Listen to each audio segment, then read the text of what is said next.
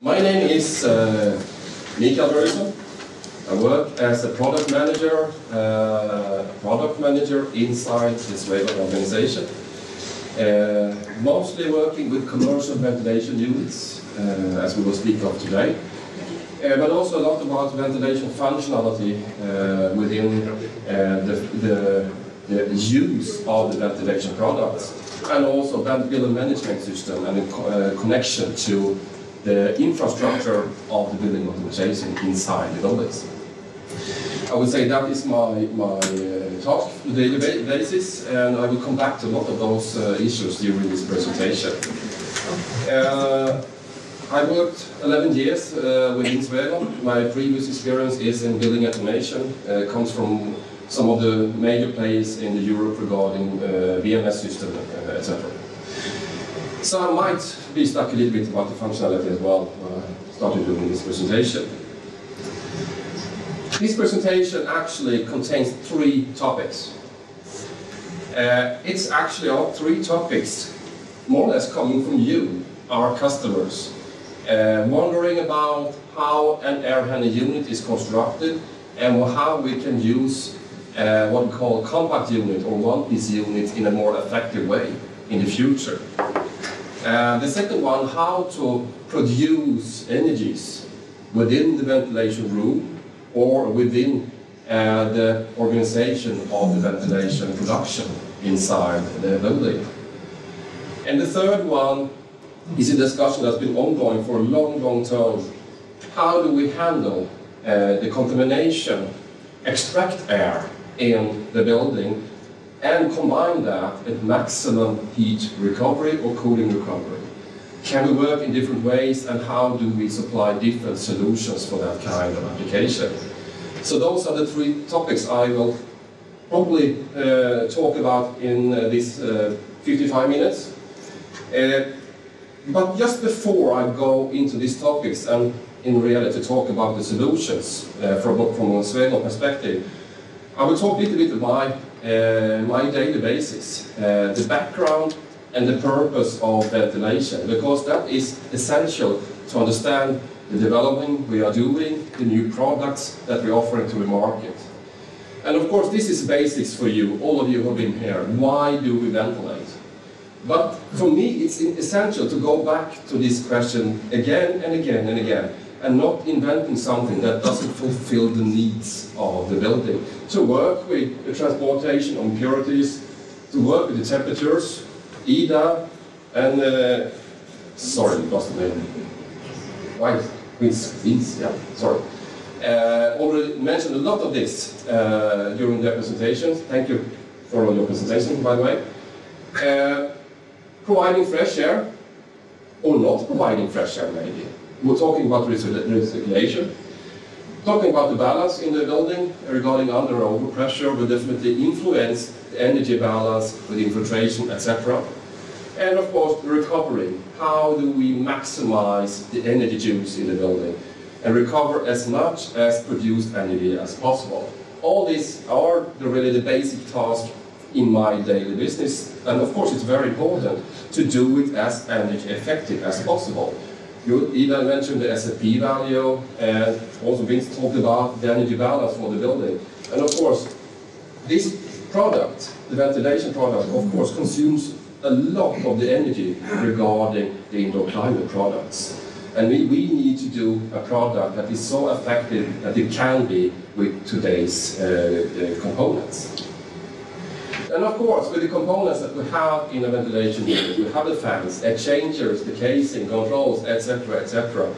You will make products that are suitable for different applications. It could be residential applications, it could be a kindergarten who should be ventilated, or it could be an industrial facility that should be ventilated, or an office building as you both described, or an opera house in that case as well.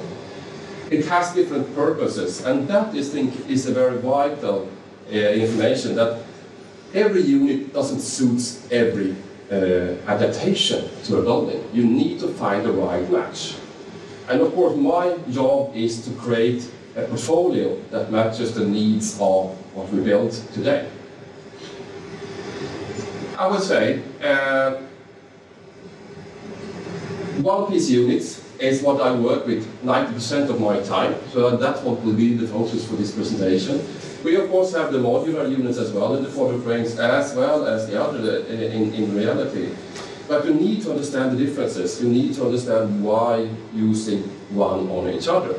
And my job is to make that very clear for you and give you the advantages for the different purposes of the ventilation units.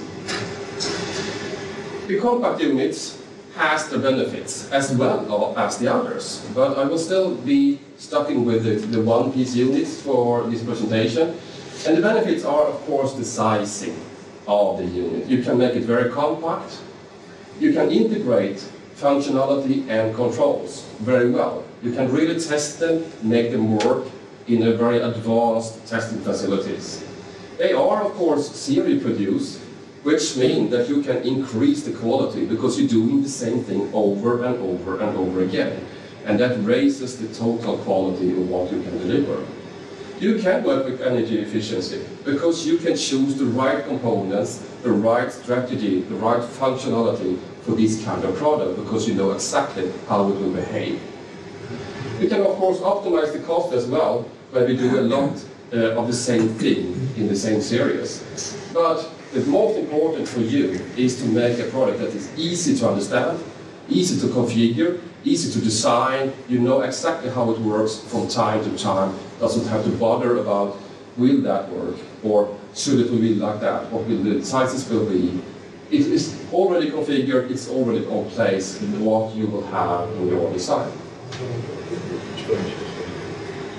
So, then the performance. When you have got the adaptation that you want to work with, how do you work with the high performance level? Yeah, of course, you want to recover energy, as I said before, heating and cooling. And you want to transfer air.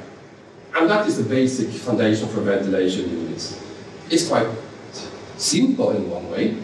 Recover and transfer air in and out of the building. But the physicals about this is quite advanced. And you can do it in a lot of different variations.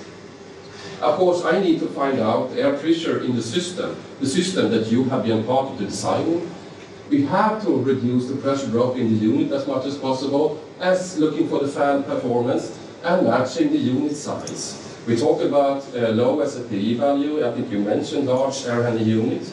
And that, of course, will be a direct consequence of different design issues that you have chosen in your building design. My way is, of course, to balance something in the design, the construction of an air handling unit.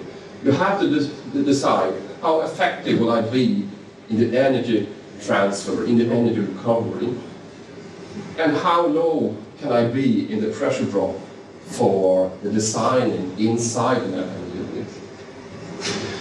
This will increase the pressure drop and this will decrease it. So what is the perfect balance? The perfect balance is depending on size, depending on building, depending on adaptation of the unit itself. There is no golden rule saying something that this is the perfect way to do it in an air handling unit. But there are measurements that you can use to find out if the supplier of an air handling unit, if the designing of the system is good, and that is to measure two very, very important values. One of them I mentioned here, the annual energy efficiency of an air handling unit, to look for the full year's perspective. And the second one is something that you are familiar with, the life cycle cost. There you will have the total energy consumption for the running cost of the unit for a long period of time. Those are essential to watch at if you want to compare how well designed a system are or an air handling unit are compared to others. This is very seldom presented when you got the technical data. This is the major important value if you want to understand if this product or that product is the most effective in my solution. And of course the LCC calculation as well. Fan efficiency, extremely important. Today we are working with really efficient motors, We have for a long time developed the fan wheel itself. We try to reduce the pressure drop in the filters, in the exchangers as much as possible, but there will of course be physical laws saying that there needs to be pressure drop to have the possibility to extract energy from there. The SFP-V value or SFP value will indicate how well designed a product are in your for you to choose. But we are not magicians. We can only do the air handling unit as good as possible, but we are depending on the design in the building. If we have 500, 800 Pascal in duct pressure, it won't help how good the air handling unit are. It will be a high energy consumption anyway. To receive 1.0 in SFP, will need a very well-designed system regarding pressure drop in the ducting systems. Because if you work with airflows, if you increase the airflow by 10%, you will increase the pressure of the ducting by 20% and increase the motor effect by 40%. So working with the ductings is essential. Working with VAV system, as Ida mentioned already, is also a very important factor to reduce energy consumption for the air handling units. And I think, Vince, you talked about planning already for the tall-rise buildings. Take in consideration the future changes directly when you start, so you have the possibility to moderate your building in the future. That was a little bit of basic, but it gets up. It's important to really understand that the PV value is a measurement how efficient your air handling unit are, and my responsibility is to get it to as low as possible regarding the right components, less pressure drop. Having the annual energy efficiency, I not say you must, but I recommend you follow the annual energy efficiency all the time, and you will find the right solution for your building. And of course, the life cycle cost is not really adopted, but absolutely as important. The duct pressure, of course, then you have the mandate. I'm just following you. And of course, choose the right correct size, but that will give itself more or less depending on the valve ones. That is my daily business to develop new products. And actually give response to your needs, to your demands, to the building strategies, to the building laws that comes further on. And one discussion we have often, because I promote one-piece unit, compact units, I think it's a really good solution, and it's proven to be as long over the year as well. But everyone says, but it's not flexible enough. If I need a special solution, how do I do that? And I need to skip it anyway and do something else. Yeah, it's a good question, and I really appreciate when I got it, because it's, in some way it's true, because a standardized unit has limitation. But we didn't satisfy with that. We're realizing we need to be able to keep up with the demands on the market and do a serial produced unit that can be adaptable as well. So I will take some minutes to explain the platform that we're working on exactly now regarding the goal learning unit and how that works and meets the flexibility. But before that, this equation I always show when I'm talking to internal people or external people, doesn't matter, because this is the core value of how we develop our product within the Swegon organization. You know, of course, that we have a hardware, we have exchangers, we have fans, we have casings, we have a lot of bits and pieces into an air handling unit. All those bits and pieces will give the result how effective you are within your air handling unit. That's why we have said in our company, we want to do them ourselves, because we want to tailor-make the components to fit the purpose of our product. We are not shipping fans to someone else, we are just using them internally in our products, because we think you can tailor-make a component to fit your air handling unit perfect. By that, we also develop the software, because we believe that the function can create a better energy use from a motor, a better energy use from a exchanger, if you know exactly how it behaves. So the combination of software and hardware is a very important thing. You cannot just do one and skip the rest. You need to understand how does this fan behaves to make the optimum performance of that fan. And you can only do that if you have the K, the knowledge. We have developed R&D unit 50, 60 years now. And of course, by the time, actually some of the R&D engineers are with us all that travel. And of course, we're building the knowledge all the years that we have produced R&D units for the market around the world. In reality, hardware, software, knowledge gives the performance. And the performance is what you want. And this is the road for me to get this to you. I can, of course, buy a fan. I can buy a software. There's a many manufacturer of softwares for air handling units around the world. But what will happen? I need to compromise. Because the fan I bought here is for 10 other suppliers of ventilation units. The software is for 150 different suppliers of air handling units. So I need to take the knowledge each of those companies has to guarantee the performance I will deliver. Which means I need to do compromises. In reality, this P will get less. That is the basic foundation how we develop our products. And we have continued doing so for a number of years.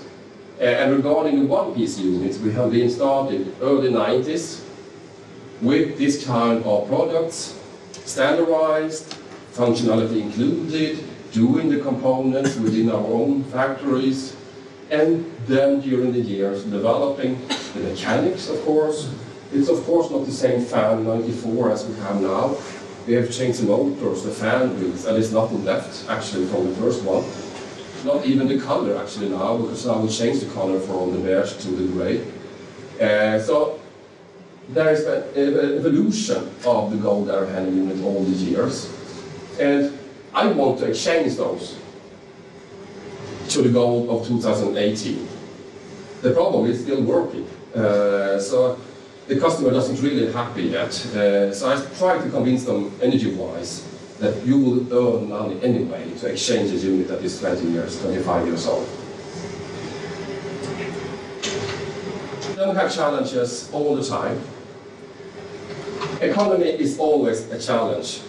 Can I do something cheaper? Can I give more profit back to the buyer? Comfort, well, first time I heard that, very interested. Because we always say energy, economy and comfort is our base foundation what we do. We don't do each other, it's always the same. So comfort, very happy to hear that someone actually realizing comfort is important for human beings. Safety, of course, is flexibility, we talked about that later on. Then, of course, we have legislations coming all over. The latest one that affected the market heavily for us as a producer is the eco design. A really good legislation. Of course, it has some disadvantages and it's missing bits and pieces, but it generates, lifting the total performance of air handling units throughout Europe with this legislation. I really support it with all my heart. And then we come to the next step, intelligence. Something is happening. We are using smartphones, IoT. Your home is now connected to the cloud, telling you that you need to, whatever, it's too hot, or your alarm is not working, or soon your fridge will tell you you have too little milk home. How do we implement that into building industry? I think that is your challenge together with mine, to understand the new technology, what will that mean to make smart, energy-efficient buildings. It's really a struggling, and I can say building industry is not the top of the notch in that sense. We have a lot to learn and a lot to do. That of course gives us new products in the end when we have climbed all these steps in different developing processes. So back to the flexibility issue. 1994 we talked about before. And we have three sizes of air handling units, quite small in size. I think the variation was that you could choose right, left, so maybe we had 10 variants to choose from as a customer in that sense. But it was first on the market and really rocketed the way people did business with ventilation units, because normally everyone was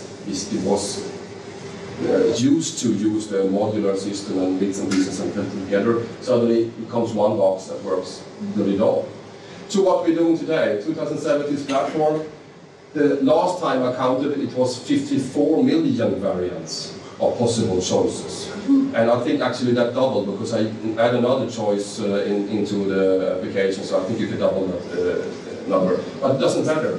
The matter is, yes, one-piece units might have been standardized, unflexible, but that is history. We, and of course other producers as well, has moved further on. Put other things, you open up for application that was not possible 10 years ago. Due to knowledge, due to information, due to, of course, your demand, most of all. So the Gold platform, as it is in basics, is the air handling unit, is the filter fan position, the exchanger. That is the basic foundation. With this you can ventilate a building. There's no problem. Can I just make sure if I can get the room up running? No?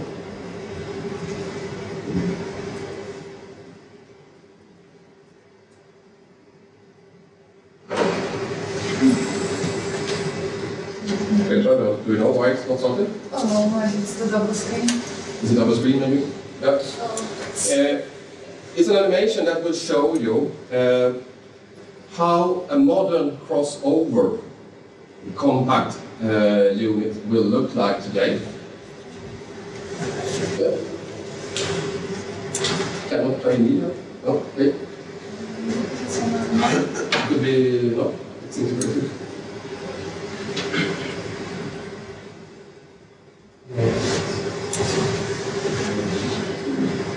Doesn't matter. I will explain what you should have seen.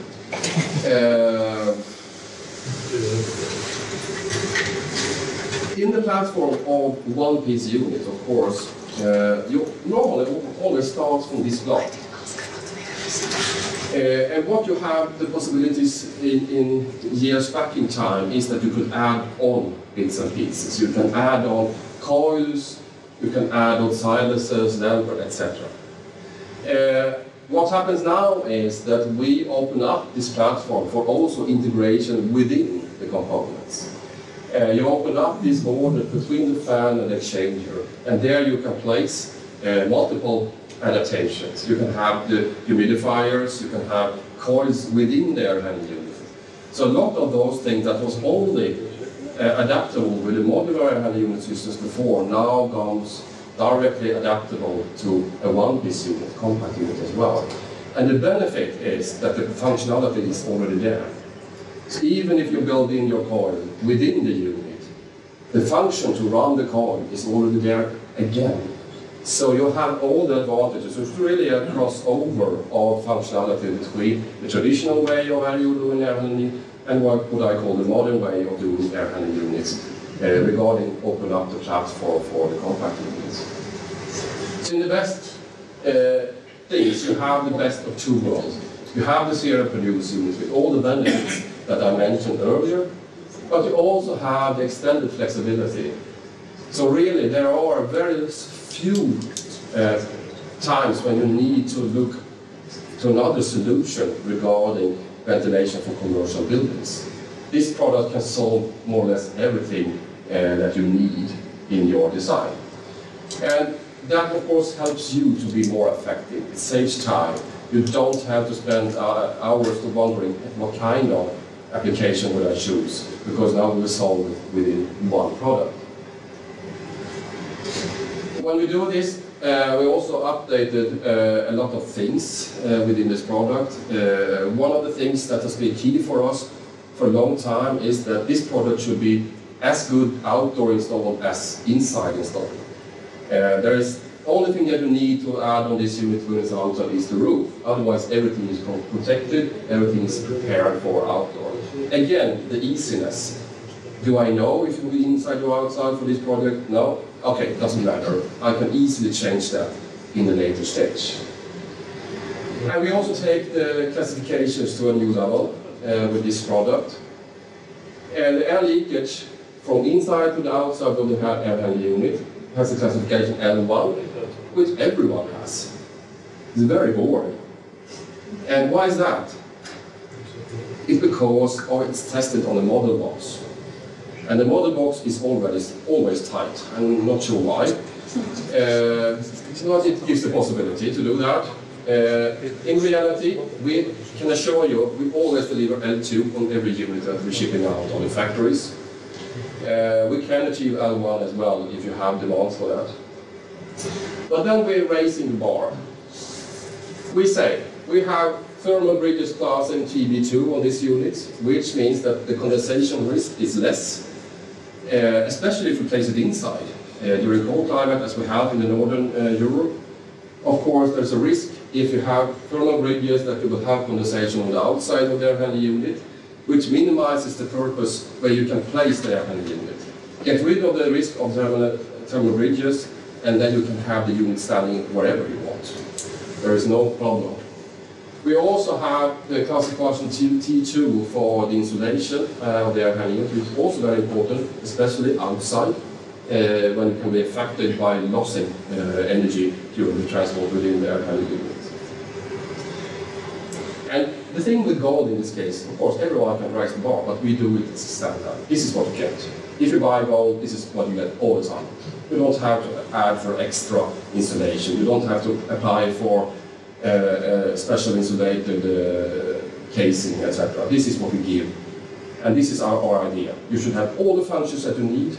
You should have the best performance that you need for motors, for exchangers, etc. We don't do variations. We do it once, and we do the best for you all the time. Am I sounding like a salesman? Yeah, a little bit. Yeah. You have to stop me if I'm too optimistic. Next question. We are recovering energy. We are giving coils for heating and cooling normally. We see that the DX heating, DX cooling is increasing, often adding DX coil, and then you have a split unit on site, handling, cooling, heating, or a VRF system or whatever it can be. Then we're realizing together with some of the clients, can we integrate this in some way? Can we build a monoblock that actually doing exactly this so that we can reduce the installation, we reduce the commissioning time? And it was a target for us, and we worked some time with a new product, but during this autumn we launched a new product that we called Gold RX HC. Means RX for rotary exchanger, because we want to have the best energy recovery, and HC for creating heating and cooling. And in reality what we are doing is that we're using the standard fan filter exchanger part and just adding blocks, giving the functionality for a DX cooling and heating. In reality this is a reversible chiller, which means I can produce cooling energy. And now comes the very interesting moment to see if the next animation will work or not. For now it's just a white screen. And it will be a white screen. Yeah? I go back to this area and explain what we are doing. The use of this is the ambition of creating all energies that you need to have to produce a temperate supply air. The ambition is to keep 20 degrees during winter period and 16 degrees during the summer period. That was the design conditions for the R&D teams. We want to work as much as possible with the rotary exchanger, because that is recovering 80 and sometimes more than that % of the total energy that we have in express air. Nothing can be cheaper than recovering with a rotary chamber. You're talking about a few watts for the motor, and then you have that efficiency directly. And of course, the recovery will not cover everything. You will have still a small gap for cooling need and for heating need that you normally handle with a coil.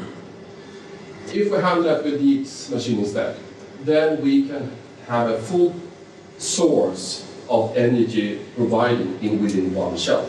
And that is what we have designed. We have designed a product that recovers maximum, and the need of heat you need after that is produced by a heat pump.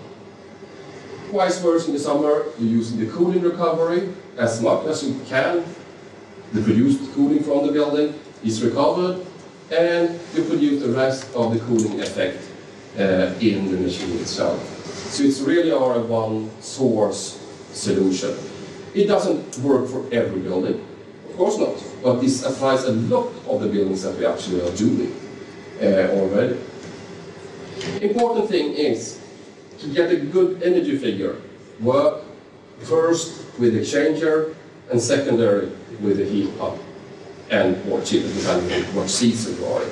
That's extremely important, because if you start to moderate that, putting, for example, the exchangers are on the warm side of the air handling units, there is a huge risk that you lose efficiency, because you are actually wasting energy, because you are not recovering as much as possible with a few watts. You're starting directly to recover with the heat pump. And if you look for the annual energy efficiency again, what I talked about before, you will very, very easily see that you are losing energy or not using it. We have our own experience of this, because we have what we call Cool DX. It's a chiller that is actually placed on the cold side of the building, or the air handling unit, which means it's a very simple installation, it's a very cost-effective installation, but you lose the energy recovery from the cooling recovery. So it's not the best energy solution, but it's really cost-effective. But if you turn it wise, I would every day in the week choose this kind of solution, because you will gain your energy balance over the year.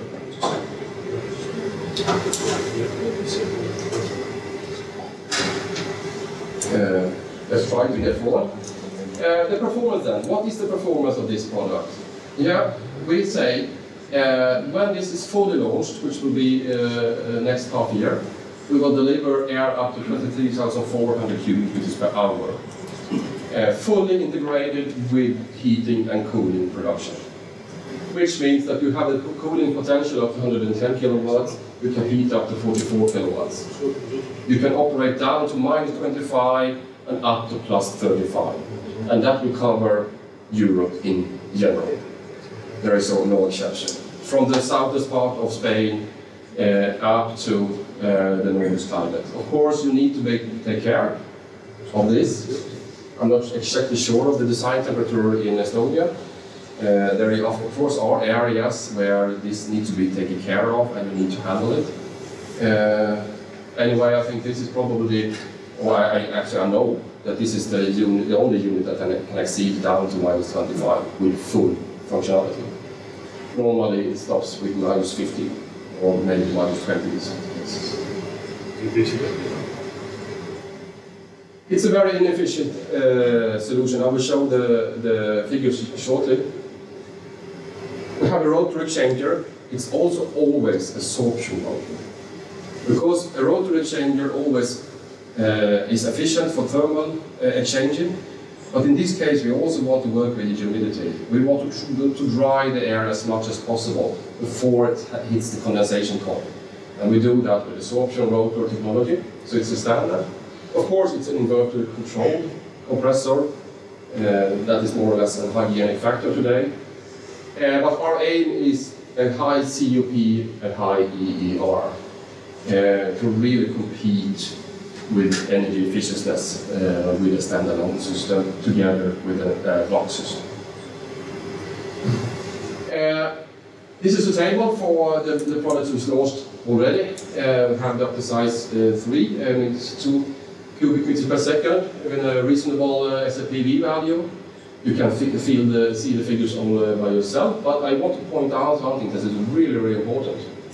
In these columns, you will see the efficiency, or the effect actually, that we need to comply with the supply air temperature need. The first one, the first figure is the recovered energy. And the second one is the energy that we are putting in with the heat pump or the chiller. Look at what happened in the heating capacity. We are recovering for the small one, 44 kilowatts. We need 4.1 kilowatts to achieve the 20 degrees. It's a really, really tiny part of the energy needed. And you can see it follows the total line down to the size 30. Then we have recovering of 101 kilowatts. And you need 11 or almost 12 to supply the conditions on your supply air. And that explains exactly why you need to use the exchanger first and then apply the heat exchanger or the heat pump or the chiller. Because you can see the balance. If I will do vice versa, then you can start to figure out your energy balance and your energy calculations of your solution. Your COP 4.0 and above, up to 5.4, 5.6 somewhere, I think, gives you an indication. This is a well-designed system. It gives among the top performances that we will have on the market, which gives indication of producing those extra kilowatts is done in a proper manner with a good efficiency. So there is no doubt that you can choose this kind of solution instead of making different applications on site. Of course, there is a lot of functionality in a product like that. It's a complex product. Using heating period, of course, we need to defrost. You have condensation from the humidity inside the building that we need to take care of. And we need to do it in a proper way. And we have developed 3 different options for defrosting depending on your climate. So you have definitely an adaptable solution for taking care of that. It's a simple system. Designing it it's a button click in reality in the designing software. Everything is prepared, everything is tested, verified. You get all the data and you get installation advantages. This is one package. You make an installation, you put power on the system, and then you're done. There is no piping, there is no refrigerant checkups, there is no installation, commissioning, whatever you need to do. Everything is there. You don't need the water pipes for the heating coil. You don't need the water pipe for the cooling coil. Everything is done within one product. We have tried to even work with the dimensions. I would say in the market of competition, we are the most compact in the dimensions. We always deliver this pre-filled, tested, verified. It's a press on the start button that is necessary to do. Everything is tested. If you don't want it otherwise, of course you can have it unfilled, delivered in pieces as well. Easiness is important. There is one control interface, one display, handle it all. From ventilation functions to production of cooling and heat. Very easy, it's extremely easy for the end user to understand this is the control to use. So, in reality, that was the brief discussion of the HC functionality, and I will be glad if you have more questions later on to explain it more in detail. The third topic. Contamination of extract to the supply air has been a discussion since I started this business within ventilation, and I guess before that as well. There are different solutions, different options. I will shortly present one of the new part of the Gold family with the counterflow exchanger. It's one answer to that demand, but the demand is it's not easy because it's not black and white. It's a shade of grey scale of what you actually need, which means that you can have different solutions. So I will take some minutes just to explain how do we handle contamination and risks within the portfolio of the golden air unit. And I will bring up two products, the rotary changer and the new counterflow changer. There are of course more variants, but I want to focus on those two. So, task. Minimize the contamination risk, but without wasting energy. How can I keep the energy efficiency and the recovery at the maximum level, even if I want to minimize the contamination risk? Can I do it with the rotary changer? And how will it happen with the counterflow changer? And I say, yes, you can do it with both. And I will try to explain the disadvantages and advantages with both solutions. First of all, the rotary changer. I would say there probably are people inside this room say, I will never choose a rotary changer if I have a contamination risk. Fine, totally okay with that. But I ask you, think once more. Because there are options when this is fully acceptable solution, and there is a reason for that. I will come back to that. First of all, there is no product that is optimized in space as much as a rotary changer, which we talked about square meters before in different, and saving square meters is essential, especially when you have high market prices. The second one, of course, in the rotary changer, you have a temperature efficiency up to 85, even more from time to time. It's a really good energy efficient solution. There is no need for defrosting, and that is one of the keys. That is one of the main advantages for a rotary changer. You don't have to consider that during the winter period you have to take into account the defrosting energy. We have a patented solution, which of course is not against rotary changer in general, but for Swegon absolutely important, because that affects what we are doing. In the conventional solution, one lamel in the rotary changer is a laminar solution. You have the air going through, the exchanging to the surrounding environment. Normally it's aluminum. We have another solution. We have a turbulent solution, which means that the air will stay longer time within the exchanger, which means that you have the possibility to exchange more energy. Which also gives us the possibility to widen the lamels, which minimize the risk needed for defrosting, and will help also in the regarding of contamination. But the main issue regarding a rotary heat exchanger is to have a purging sector, a cleaning zone of the rotary exchanger. I would say that is a common value. Instead of having the risk that the rotary rotation of itself brings actually dirty air into the supply air, you exceeds it with some % of your fresh air. You're washing the exchanger itself. That is I would say that is a hygienic factor. Still, I'm coming a lot of discussion, especially in Central Europe and South, are discussing if this is necessary or not. But this is definitely should be a must when we design in rotary exchanger. The only problem with this is when we start to work with VAV system, DCV system, we have a malfunction for the purging sector. Because this is designed for your nominal airflow, it's calculated how big part of the exchanger you need to wash clean to not have a contamination risk. If suddenly you work with a VAV system, you change the air velocity inside the air handling unit dramatically, maybe down to 20% sometimes. This sector is suddenly not a fixed area. It should be a flexible area. In the best solution, we should have a kind of moving purging sector.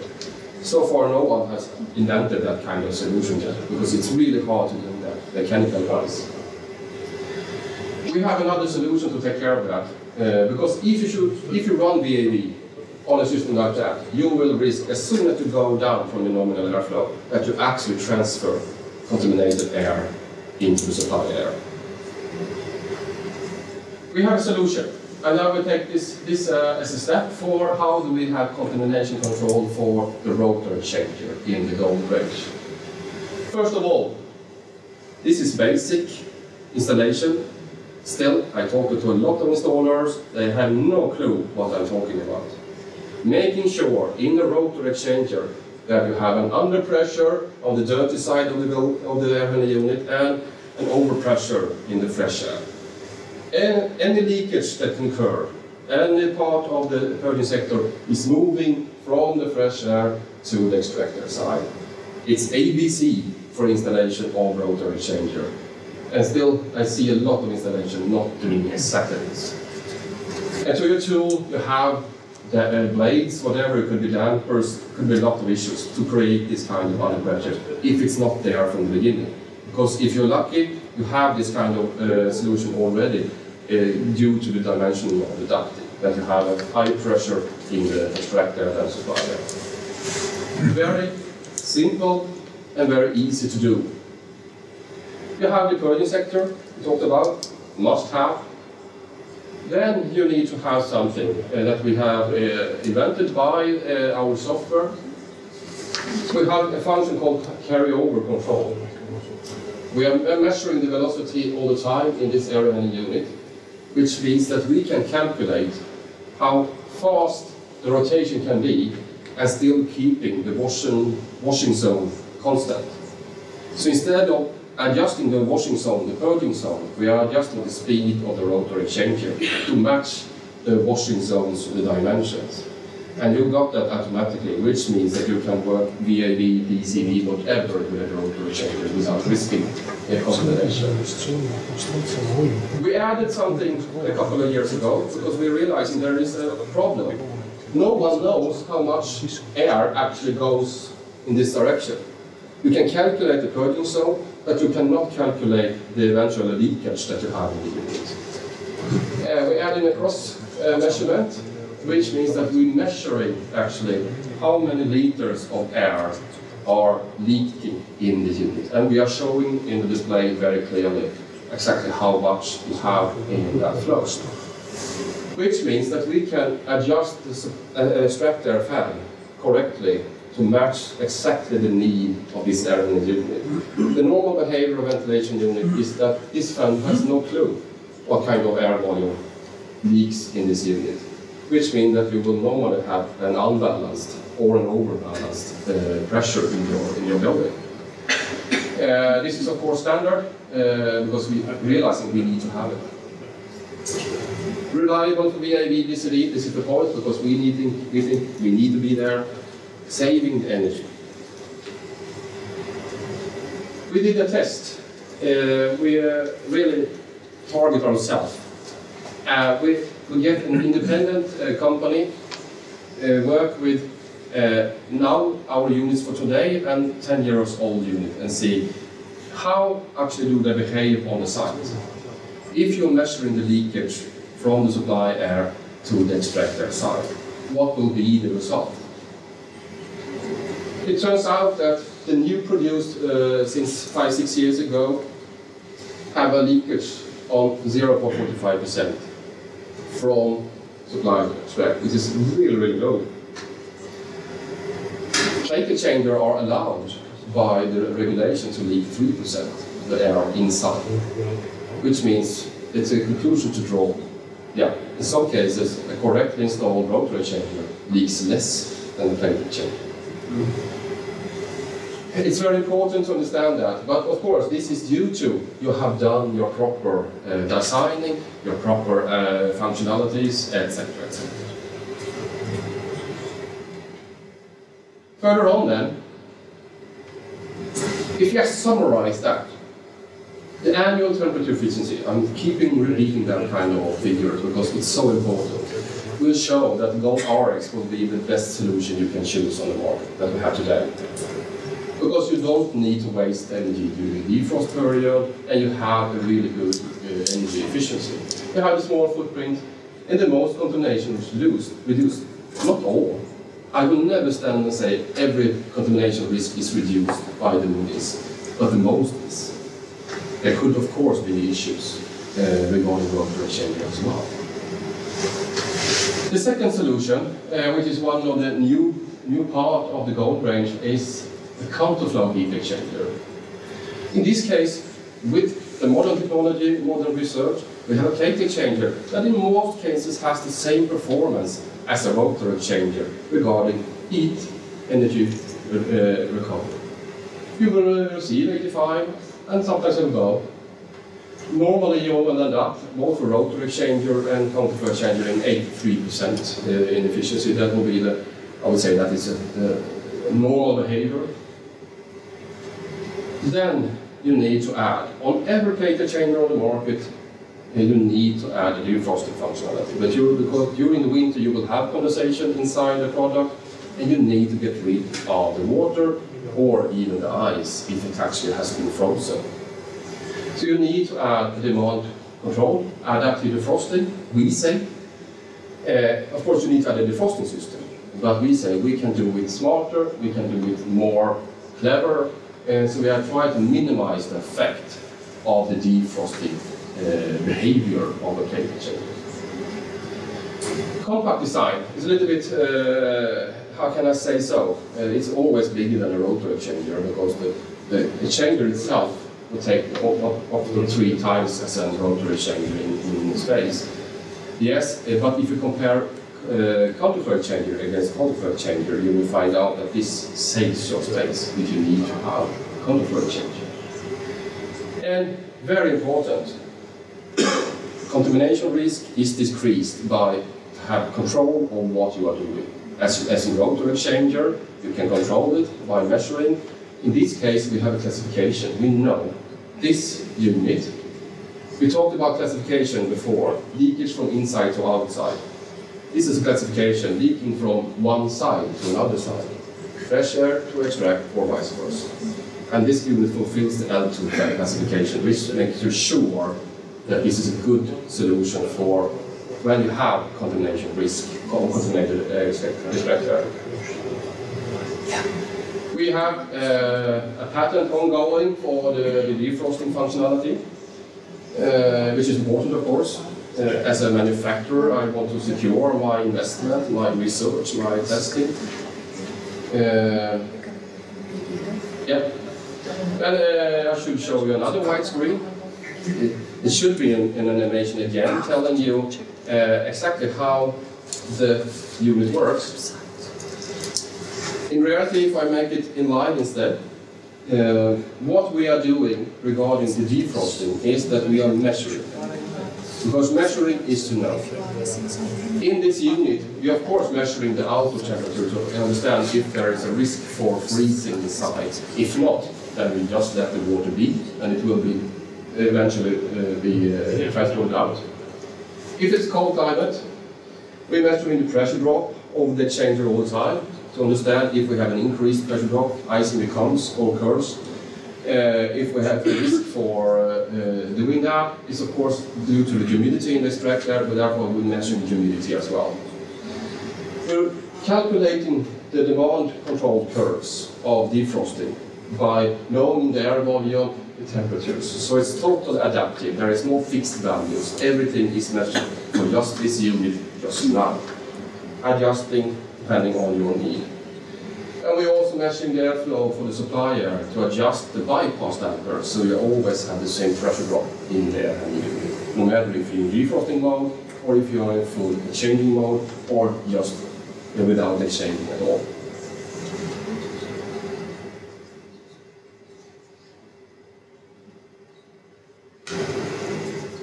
Important, keep up the efficiency during the defrosting. Demand that value being calculated when you're asking for counterflow exchanger. We are of course giving you the data in our technical printouts. Which means the higher that can be, the less need is it for post heating, because you need to design your post heating regarding to the lowest and the worst conditions. And the higher you can raise that bar, the better it will be for your design. We have a unique demand control, as I said before, and it handles cold climates down to -35 without any preheating component. It's a secured functionality, and it's tested and verified. And it also saves investment costs, it saves spaces as well. We did something as well when you did this, because if you have the knowledge and the control, you have flexibility here. Normally, when you are not needed full efficiency, you're closing the bypass, you open the bypass and closing the damper for the exchanger at the same time. When you tested this, we realized, why should we do that? We're keeping the exchanger dampers open as long as possible and just moving the bypass in the center. That reduces the pressure drop for quite a long period of time. We call it spring and autumn control, but it of course can occur whenever, as you don't have 100% need of exchanging. But this will actually give you electric energy back directly because we're reducing the pressure drop in the system. So, summarizing, compact, temperature efficiency up to 88, it says here. You have been lucky if you be there, but it could be there. Annual efficiency again. This is the only way you will see if this is more efficient than our colleagues on the market. Annual efficiency. Tightness and reduces pressure drop as standard. So, the question then, what is to choose? Rotary exchanger or a counterflow exchanger? The boring answer is, it depends. Depends on your needs, depends on contamination. Both solutions can be a solution, and both solutions has its advantages and its disadvantages. But of course, if I should point out something, annual inefficiency, rotary exchanger will always be the best solution. The space is optimized, you will lose less installation space. The counterflow, high tightness class, of course, guaranteed. Demand control defrosting will minimize the impact of defrosting. So what I'm trying to say in this presentation is, the compact unit, one-piece units, are not just longer as standard units. There are some kind of crossovers between functionality, flexible and serial produced. We will just learn to use them, and we will try to give you the best input we can from the company. We have integrated cooling heating. It cannot be simpler. Good efficiency, and we have the solution regarding when you have need to control the contamination air in the extract air. There's several solutions, and it's of course more than those two, but those two are the most popular solutions anyway. Thank you for standing out with my presentation, and I will be open if there are some questions.